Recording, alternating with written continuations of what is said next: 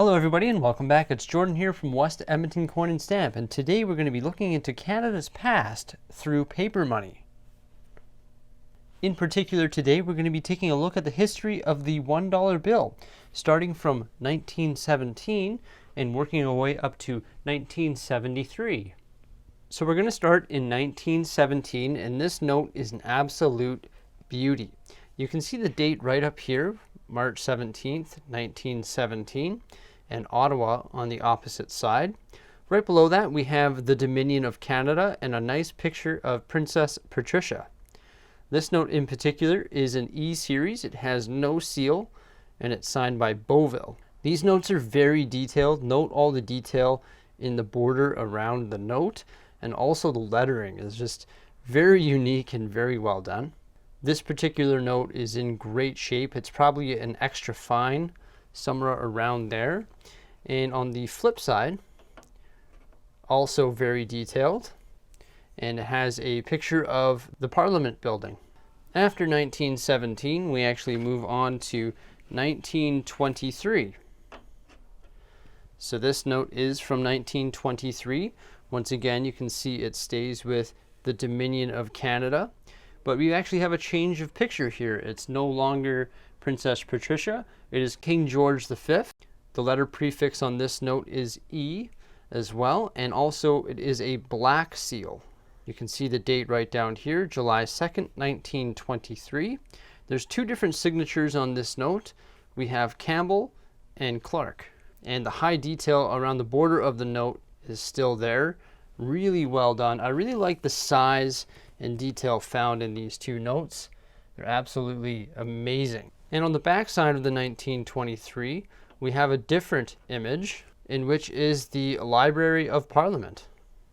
Moving on from there, we move into 1935. This is when the notes became a little bit smaller, or the standard that we use today. The portrait is a little bit smaller. It is right here, and it is still King George V. You can see it's Ottawa Issue of 1935, and it's actually switched from the Dominion of Canada to the Bank of Canada. This letter prefix is A, and we have two different signatures here on the bottom. We have Osborne Towers, and they've kept that high detail around the edge of the note.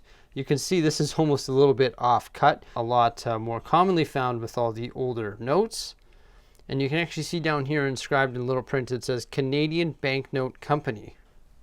Now this is a lot different on the back side. This note is a little bit worn. It's got some very heavy folds. It's in very poor condition, but they actually are still worth quite a bit, because 1935 notes are quite hard to find because they were only in circulation until 1937, and that'll be the next note that we look at.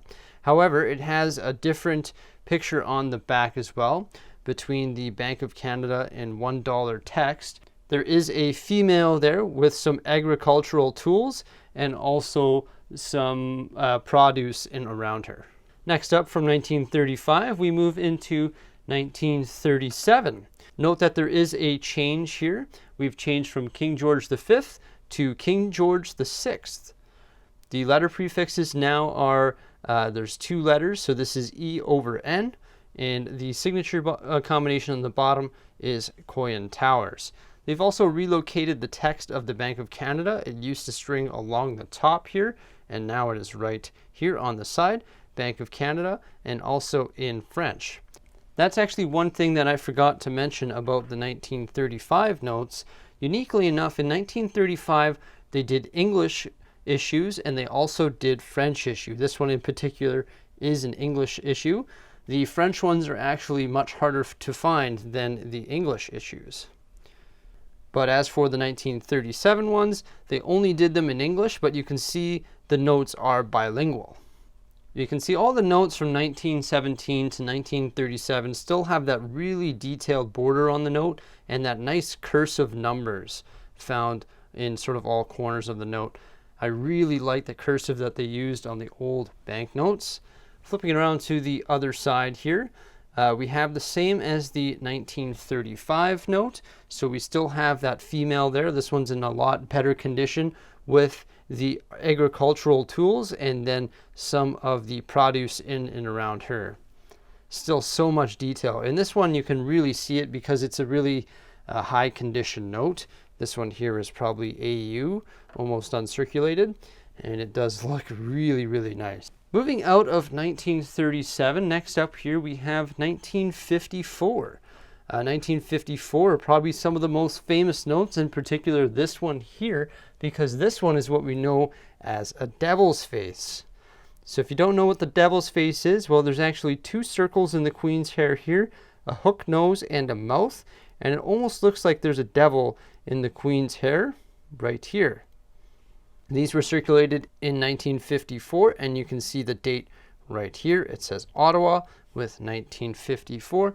Once again, these notes are bilingual, so they only made them in this style. And they've switched to the nice vibrant green color. They actually made that switch in 1937 because you can see the notes before weren't quite as green.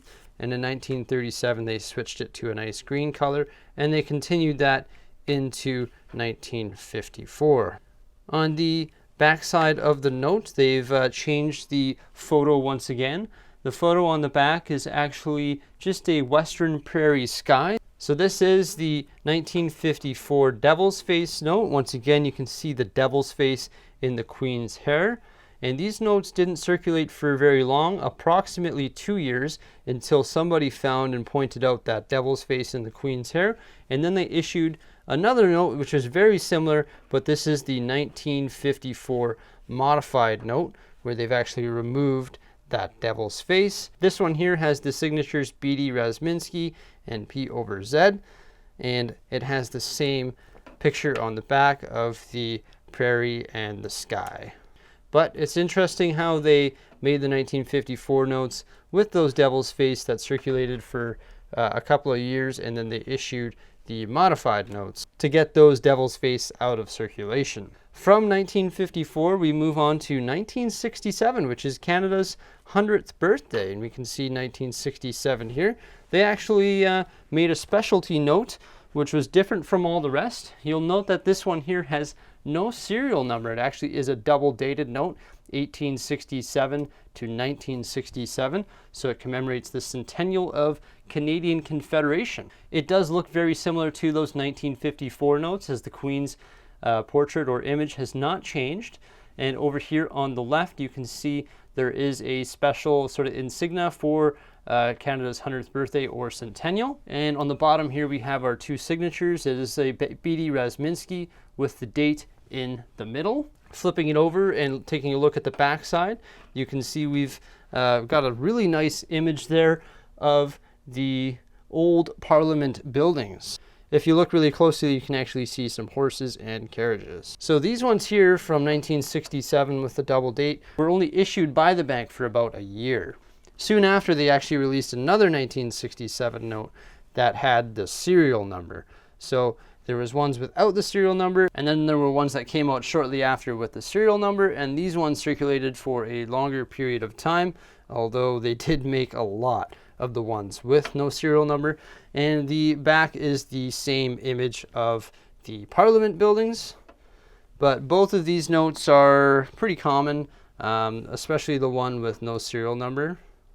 They made lots of these ones here, and you can see they both kept to that vibrant green color, and that actually switched in 1973. In 1973, they reduced the amount of green color, and they sort of changed the overall design. You can see an updated portrait of the Queen. The note date right here, 1973, Crow Buoy, EC, letters before the numbers. And on the back, we have a different picture. I actually really like this picture here. It is the Parliament Hill across the Ottawa River. So you can see a boat on the river with all the logs. Then you can see the Parliament in the background, along with the Library of Parliament. It's just a really nice image on the back of the 1973 $1 bills. Something I want to make note of here is that the 1917 notes, for example, circulated until 1923. They didn't put new dates on the bills. So the stuff made all from 1917 until the 1923 note all had the same bill. The only thing that changed on it were the seals or the letters before the numbers, or of course, the serial numbers themselves. And then, for example, 1923 circulated until 1935. 1935 circulated until 1937. That's only 2 years. That's why the 1935 notes are so hard to find. And once again, 1935 notes do come in French, and there was not nearly as many made in French. Then we go from 1937 to the 1954 Devil's Face. From the 1954 Devil's Face, we go to the 1954 Modified Note. From 1954 Modified Note, we go to the 1967 Double Date Note. From there, we go to the 1967 serial number note. And then finally, the last $1 bill that came out in Canada was the 1973 $1 bill, just like that there. And then in 1987, they stopped making the $1 bill, and of course they came out with what we know today as the loonie. Here we have an old, rugged 1987 loonie that was actually just pulled from my pocket change. 1987 loonies in this condition are, of course, only worth $1, but if you find them in really good condition or uncirculated conditions, then of course they can be worth a little bit more. And you can see it's got the portrait of the Queen on the back. I also have another loonie in my hand here, which is from 2017, which was Canada's 150th birthday. And you can see that's an interesting special edition loonie that came out for our 150th birthday. So what determines the value of all of these banknotes? Well, typically here in Canada, there's two different people that sign the banknotes. So this one here in particular is Crow Bowie, or this one here is B.D. Razminsky. Also, there's different letter prefixes. This one here is an EC. This one is an IP. This one here is an RA. So there's different combinations of notes that are being printed with different signatures and different letter combinations. And of course, those combinations are being printed for different periods of time. So there's different quantities printed of each variety. So how we determine the value of these notes is essentially based on that quantity. So if there's something that they didn't make nearly as many as the other, then those ones are worth more.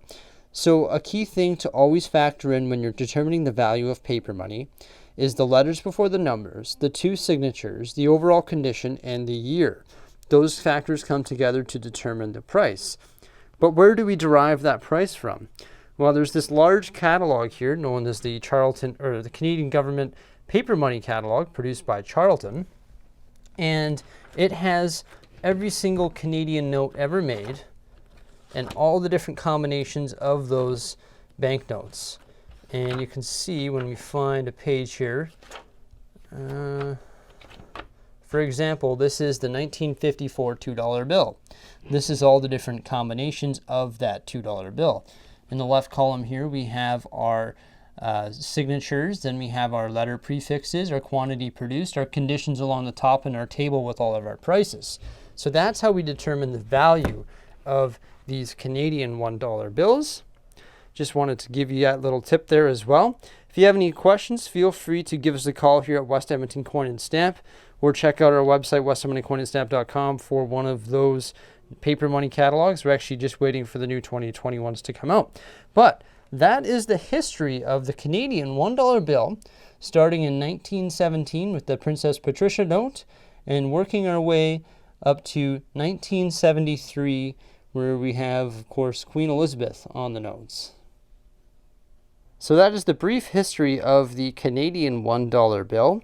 We could get into much more depth going over different varieties and whatnot, but we'll leave it at that for today. I hope you guys really liked this video. Stay tuned for some more great stuff here on our YouTube channel. Remember to subscribe and hit that big thumbs up there down in the bottom right corner of your screen. Have yourselves a great day, and we'll see you again in the not so distant future. Bye for now.